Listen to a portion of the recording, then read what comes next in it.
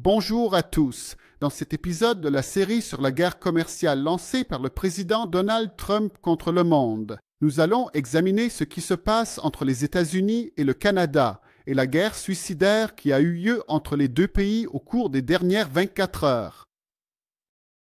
Nous examinerons également la propagation de cette guerre commerciale à l'Europe et la réponse européenne, puis nous conclurons avec le rapport le plus important, celui sur l'inflation et ce qui attend les marchés. S'agit-il d'une phase de rebond vers la moyenne mobile à 200 jours pour les marchés et les devises?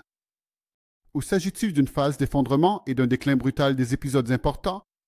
Commençons par la série La guerre commerciale, que je pourrais nommer aux Oscars, tant elle est captivante.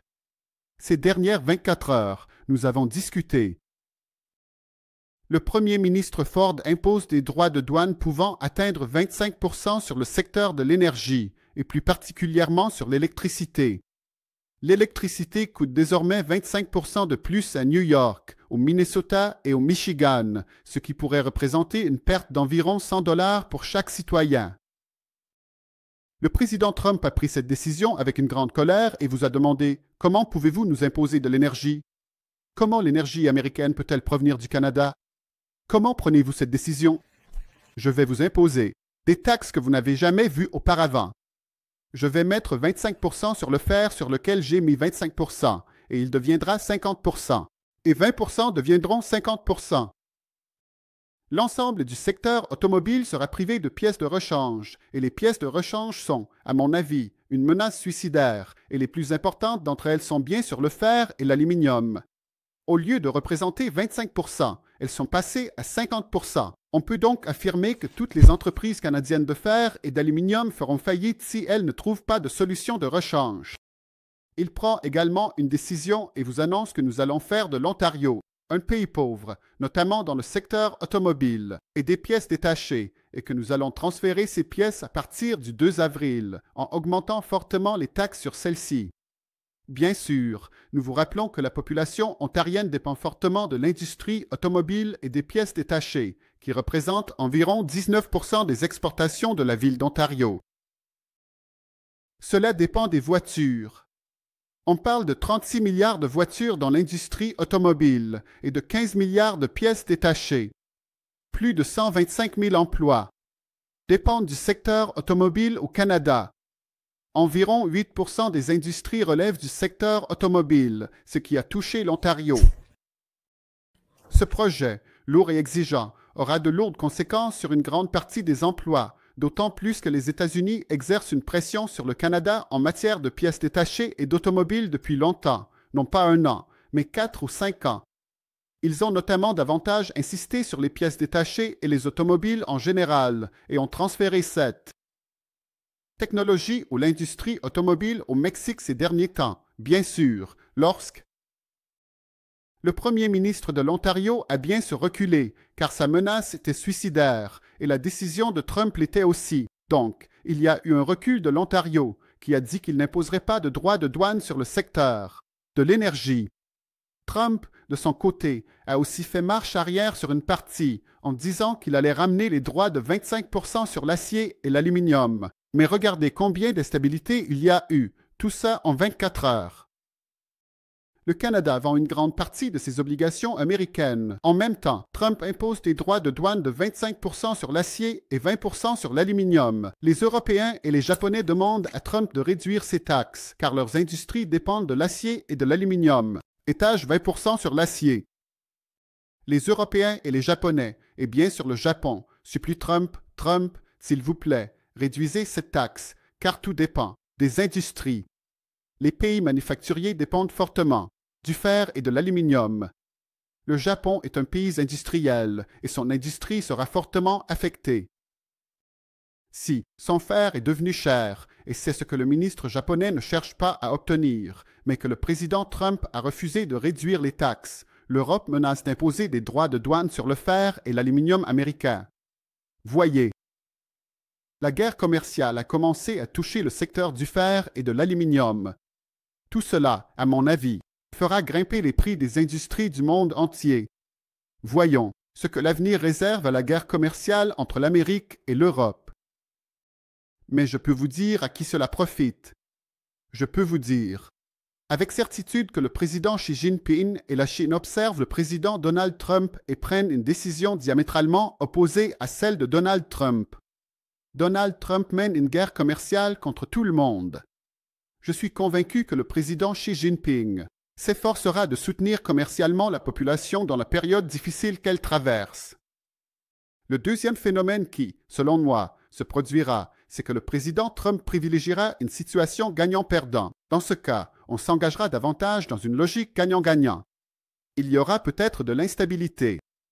La guerre commerciale menée par Donald Trump entraînera de nombreuses perturbations. Je pense que la Chine prendra une décision davantage axée sur l'équilibre sécuritaire que sur la lutte contre les perturbations. L'approche de l'attaque sera plus pacifique. À mon avis, il y a des choses que nous ne remarquons pas. Les effets de la guerre commerciale ne se sont pas encore manifestés. Leurs effets apparaîtront avec le rapprochement de pays comme le Japon vers la Chine. Actuellement, la Chine taxe le Canada. Voyons ce qui va se passer. Le président Trump ignore que ces relations se tendent. Regardez Elon Musk et Tesla, c'est tangible. Hier, Trump a promu Tesla. Musk dit « C'est incroyable » en voyant le Cybertruck. Mais voyons ce qui va se passer. De mon point de vue, il y a beaucoup de choses que le président Trump n'a pas prises en compte. Ces relations deviennent également tendues. Par exemple, cette tension est comparable à celle entre l'entreprise d'Elon Musk et Tesla. On peut dire que c'est quelque chose de concret. On observe l'entreprise d'Elon Musk. Bien sûr, hier, le président Trump est sorti et a roulé en voiture. Il fait de la publicité pour Tesla et Elon Musk est monté dans sa voiture, l'a vu et s'est dit « Quelle belle voiture !» Il voit le Cybertruck. Tout cela vous donne une idée de ses motivations, car une façon indirecte d'attaquer le président Donald Trump et sa politique est de passer par Elon Musk. Il possède une entreprise qui vend des produits dans le monde entier et son action a chuté de plus de 40% en 2025. Les raisons en sont les nombreuses perturbations mondiales, la guerre commerciale et les réactions face au Canada et aux États-Unis par l'intermédiaire de Tesla. Il y a aussi les décisions et les interventions politiques en Europe. Nous avons dit que les ventes en Europe ont chuté de 70 à 80%. Dans les pays scandinaves, elles ont chuté de 70% à cause du Danemark. Au Canada, elles ont également chuté de 80% à cause de la guerre commerciale. Tout cela donne l'impression que l'on peut constater l'effet concret des actions de Trump. Aussi, si vous saviez, à New York, il y a une université. Je ne vais pas dire son nom parce que vous connaissez l'histoire qui s'est passée. Le jeune homme qui a été pris de chez lui sans aucune raison. Ça a commencé à susciter une grande campagne contre ça, ce qui montre que le Parti démocrate en Amérique soutient cette campagne. Cette campagne est très bénéfique pour la cause. C'est très utile pour ce qui se passe en ce moment, car cela peut aussi être considéré comme un coup porté à la politique du président Donald Trump. Bien sûr, il parle de liberté d'expression et d'autres choses, et il donne des leçons à l'Europe. Je pense que ce dossier va causer des perturbations que l'on peut qualifier de tangibles dans la politique que mène le président Donald Trump. Passons à un autre sujet, bien sûr, et je vais vous montrer cette vidéo du ministre du Commerce américain. Mais on dirait que vous dites de nous faire confiance. Avez-vous peur qu'à un moment donné, les Américains aient l'impression qu'il y a une bande de milliardaires à Washington qui jouent à la roulette russe avec notre retraite, avec notre retraite, avec notre retraite, avec notre retraite? 2.0. Comment peux-tu me poser cette question alors qu'on résiste à 2 millions de dollars et qu'on s'en fiche? Tu t'approches des gens qui ont déjà résisté dans cette ville. Tu t'approches de l'avenir de mes enfants et des enfants de mes enfants. Je ne peux pas obtenir 50 ou 75 millions de dollars. On a résisté à 36 millions de dollars. On était en train de résister à 400 millions de dollars. Et maintenant, c'est 2 millions de dollars. Qui s'en soucie? Je te le dis, qui s'en soucie? Ça intéresse Donald Trump. Et quand on contrôle le sujet, tu sais ce que ça veut dire? Ça veut dire que notre connexion, notre capacité Internet, elle tombe. Son objectif est qu'on ait de l'argent à l'étranger. Comme je le pense, nous sommes tous des utilisateurs de paiement. Nous sommes des utilisateurs de paiement. On a un peu l'impression de vivre un syndrome de Stockholm. Ne cesse pas d'avoir de l'argent à l'étranger, Dieu merci. Et ça, le deuxième monde pousse notre économie. On utilise 20 trillions de dollars par an. On vend tout. Nous vendons de tout. Alors, qui est le plus important? Les gens qui vendent des choses ou ceux qui achètent des choses? Nous achetons tout. Eh bien, on est les acheteurs de tout ce que les autres vendent. On achète tout le monde. Alors, qui est plus important? Les gens qui vendent des trucs. Donc, nous. Nous sommes les acheteurs de tout ce que tout le monde vend. Appareil, appareil, appareil, appareil, appareil, appareil, appareil, appareil, appareil, appareil. Comment savons-nous que tous ceux que nous connaissons paient moins? Comment ne pas payer sur l'équation? Comment ne pas payer sur l'équation? Comment ne pas payer sur le canon? Comment ne pas payer sur le canon? Comment fait-il pour ne pas payer toutes ces choses? Ce sont les idées qui changeront l'Amérique. Je sais quels sont ses objectifs. Ne pénalisez pas ceux qui gagnent moins de 150 000 $ par an. C'est la clé. Le secrétaire américain au commerce, considéré comme l'homme le plus influent dans le contexte actuel de la guerre commerciale aux États-Unis, évoque des sujets importants. Il parle des personnes âgées américaines et admet que leur fortune a atteint 36 000 milliards de dollars. Nous sommes assis là, accaparant la richesse de la prochaine génération, de nos enfants et d'autres. Il vous dit que le déficit annuel est passé de 400 milliards à 2 000 milliards et il accuse. Il ne parle pas de la réalité.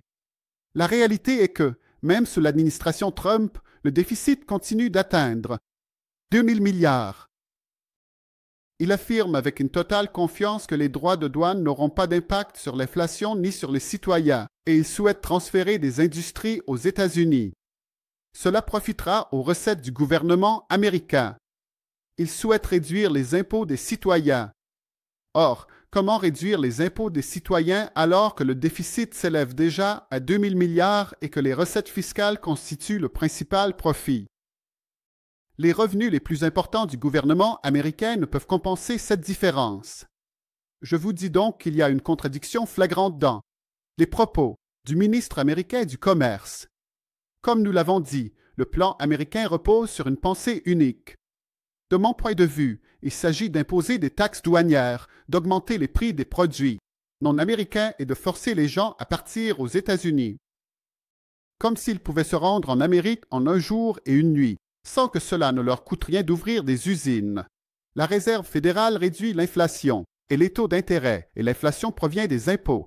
Nous commençons à imprimer de la monnaie, et nous avons 36 000 milliards de dollars de dette. Nous baissons le cours du dollar et l'affaiblissons, et le dollar dépend de vous. Monnaie de réserve. Le monde n'acceptera pas cela, bien sûr.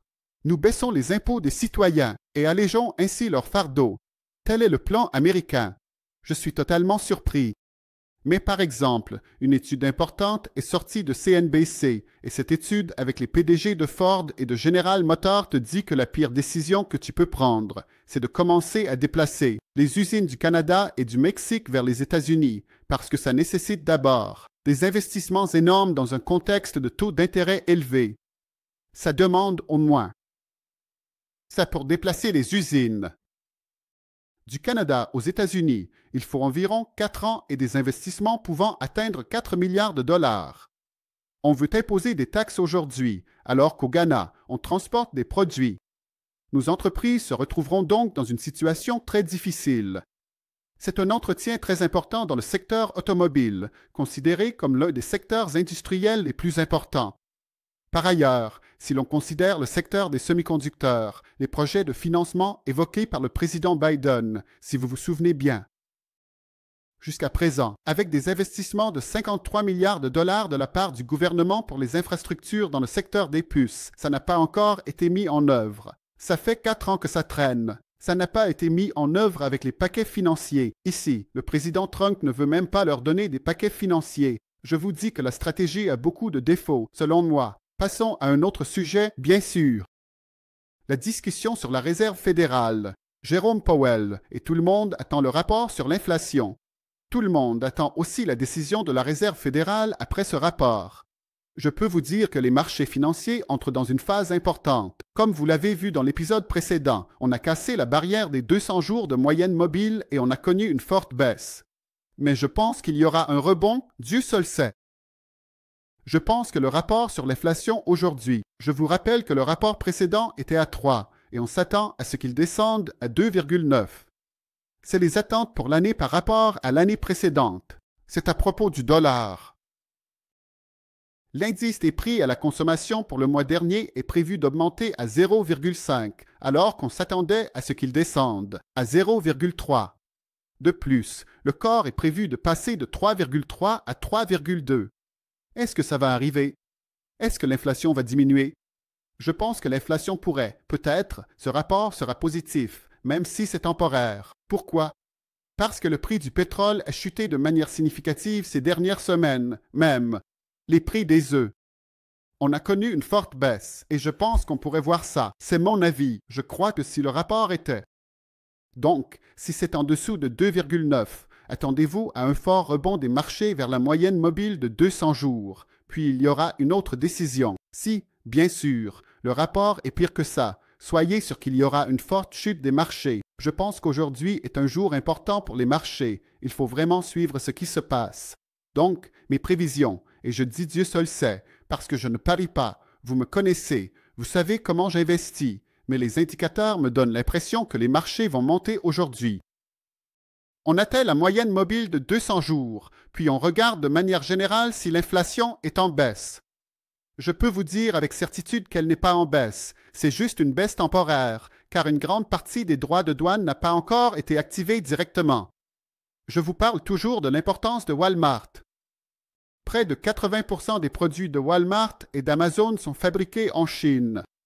Des négociations ont désormais commencé entre Walmart et la Chine concernant la taxe républicaine de 10% imposée par Donald Trump. Bien sûr, le gouvernement chinois intervient désormais directement et exerce une forte pression. La Chine, par obstination, dit à Walmart que nous ne paierons pas ces droits de douane. C'est vous qui les supporterez. Si vous le souhaitez, vous ne voulez pas de nos produits. Apportez-les-nous. D'un autre côté, parce que nous avons peut-être une grande partie de notre monopole et le gouvernement chinois soutient le secteur de la vente au détail en Chine en cas de certains défauts. Alors voyons et suivons ce dossier parce que deux entreprises très importantes en dépendent, Amazon et Mart, et le secteur de la vente au détail. Nous rappelons aux gens que l'Amérique est un pays de consommation et dépend très fortement des produits. En conclusion, je vous rapporte ce que dit Redalio. Redalio vous présente la situation actuelle de la guerre commerciale. Il se souvient, en lisant, de l'année 1930, avant le plus grand effondrement mondial qui ait frappé l'Amérique.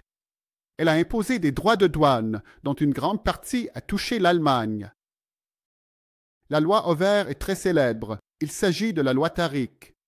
Nous y consacrerons un long épisode, mais elle est similaire à la loi Redalio sur les événements de 1930. Pour conclure, pour ceux qui souhaitent en savoir plus sur les questions d'investissement, nous proposons un cours personnalisé de plus de 20 heures. On va vous apprendre la méthode d'investissement, comment analyser les états financiers, comment déterminer si une entreprise est performante ou non, comment choisir une entreprise en fonction de ses données pour voir si elle a un monopole, et comment construire un portefeuille d'investissement à long terme. Donc, on a recours, et vous pouvez trouver les détails dans la description. On a des réductions jusqu'à la fin du mois. Merci et à bientôt.